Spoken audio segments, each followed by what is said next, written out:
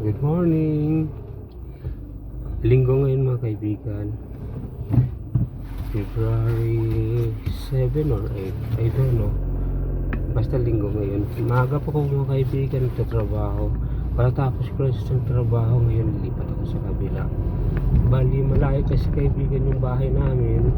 Nagka-car na lang ako kasi mahirap kasi mabiyahe na mag-commute ka. Pag linggo kasi madalang kasi yung sakayan dito yung mga bus, madalang sa itong out of Milan kasi kami ang trabaho ko kaibigan, kaya madalang ang dito ang biyahe. Ang ginagawa ko, may sarili akong kotse, nagdadrive mo lang ako, mga 30 kilometers ito kaibigan papunta sa bahay. Kaya every Sunday ito yung trabaho ko. Ngayon pupunta ako kaibigan sa isang lugar na naman magtatrabaho ko. Tuwing linggo ito ang ginagawa ko. Sa halip na mahinga ko, hindi ako pamahinga. Ganito ang buhay namin ito mga kaibigan. Pag isa kang OFW na maraming sinusuportahan, maraming pangarap. Ito, kahit linggo, kahit holidays, lahat ng oras kung kailangan kumita ay gagawin para lang kumita. Mga kaibigan, isa pala akong Ilonggo. Ang aking asawa, Ilocana. Hindi kayo magkakaintindihan siya sa salita Tagalog ginagamit namin.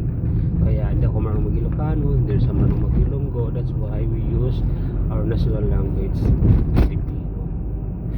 Kaibigan, kamusta kayo pala dyan? Maraming kaibigan sa Europa. Pag masipag ka lang dito, kikita ka. Malaki kaibigan ang equivalent ng pera dito sa atin.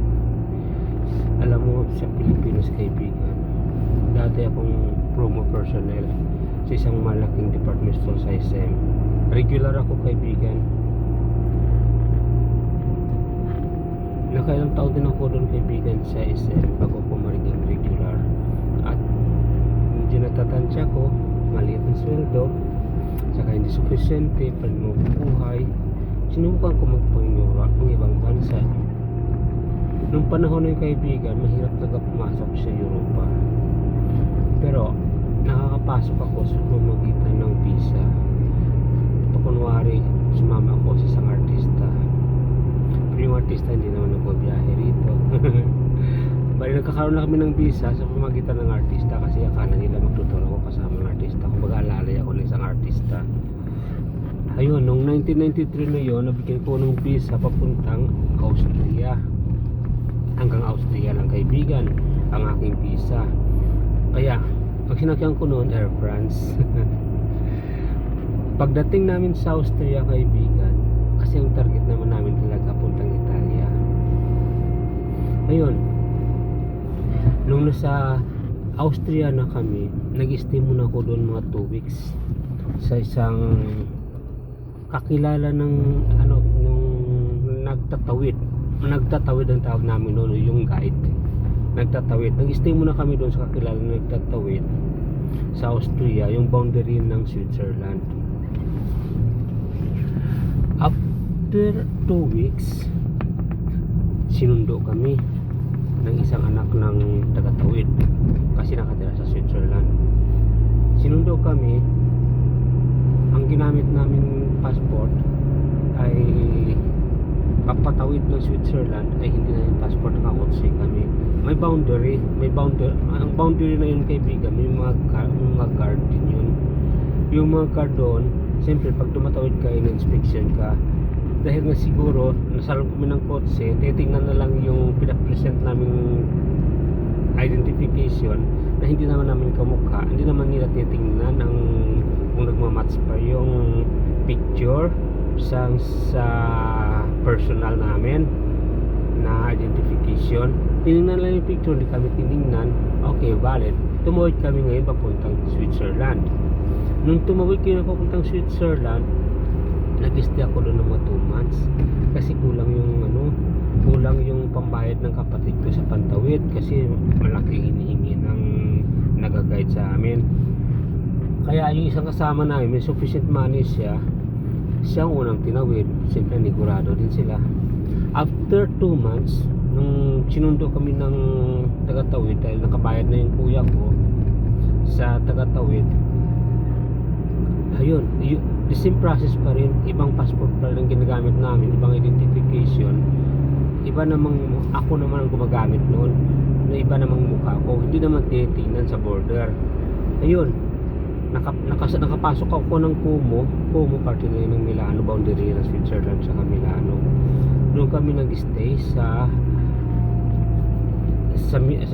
Como. Saglit lang kami doon mga kaibigan, mga ilang minuto lang, dinadrop by lang kami doon. Pagkatapos namin, dahil Italian na yung Como nung dumating na kami sa Como, basta na lang kami binitiwan ng guide, bahala na raw kami kung saan kayo pupunta. Ayun, pumasok na kami kaibigan, sumakay kami sa sasakyan, hindi namin alam kung, basta sumakay na lang kami ng train papuntang Stasyon Centrale.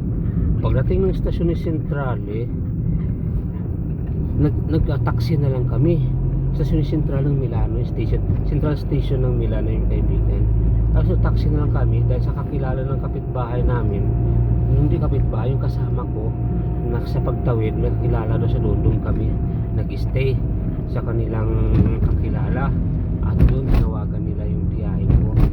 Masabi ng tiyahin ko, ihatid nyo yung pamangkin ko at ako bahala sa inyo, at ang lahat ng utang nyo sa akin, sabi ng tiyahin ko, wala na kayong babayaran, basta ihatid nyo itong ligtas ang aking pamangkin. Kaya mga kaibigan, nandun ako sa aking tiyahin. Hindi naman ako tumagal doon kaibigan, dahil medyo iba talaga kung may sarili kang palagi natin, may sarili kang buhay, sa makikisama ka, mas maganda talaga kung kakayanin mong tumayo sa sarili mo pa, huwag kang umasa. Ang hirap makikisama kaibigan, sobrang hirap. Kaya kaibigan, yun ang nangyari sa akin. Pumunta ako ng Reggio Calabria, sumunod ako doon sa kuya ko at doon ako nag-stay. The same process pa rin, iba talaga kung may sarili kang tirahan. Umalis din ako doon kaibigan, siyempre may sarili sang buhay, parang hindi ka rin komportable, ganun. Yun, nangupahan din ako doon kaibigan, kapag pa akong dokumento kasi sa Reggio Calabria hindi naman masyadong mahigpit doon. Tumagal din ako doon kaibigan, siguro 4 years bago pumunta, bumalik ulit ng Milano. Masaya doon sa Reggio Calabria kasi ang climate hindi ganong malamig, parang bagyo lang mga kaibigan. Pero dito sa Milano sobrang lamig.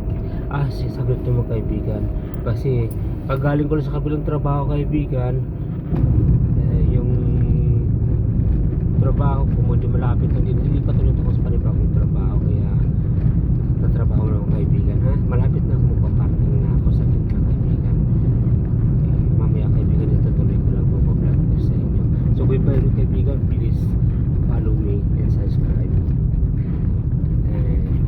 Paki-thumbs up naman or something, some message for me. Alam kaibigan, yan lang nagpapasaya sa akin kung pinanonood at nakipagsimpatiya. Wala kasi akong kaibigan libangan, kaya itong ginagawa kong libangan ngayon. Paumpisa ko pala ng YouTube channel at saka may Facebook page rin ako kaibigan. Please follow me. I love you all. Bye bye.